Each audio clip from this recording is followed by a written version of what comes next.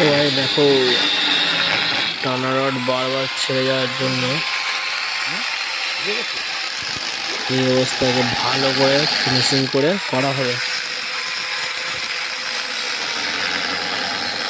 টানা rod nut লাগানোর জায়গাগুলো দুটোকে কাটিং করে তুলে নেওয়ার পর এখানে ভালো করে পাতি বসিয়ে তোমার আবার ওটাকে বসানো হবে। দেখো কীভাবে বারবার ছেড়ে যাওয়ার জন্য এরকম ব্যবস্থা নিতে হবে।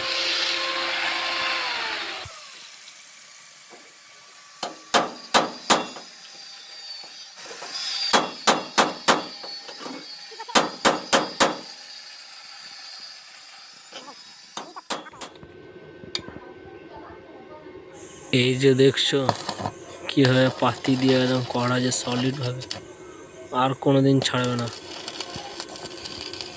একদম দারুণ করে যত লোডই হোক যত চাপে হোক ছাড়বে না। যাদের যাদের এরকম সমস্যা হয় তারা এইভাবে কোণ এলে তোমাদেরকে একই প্রবলেমে পড়তে হবে না।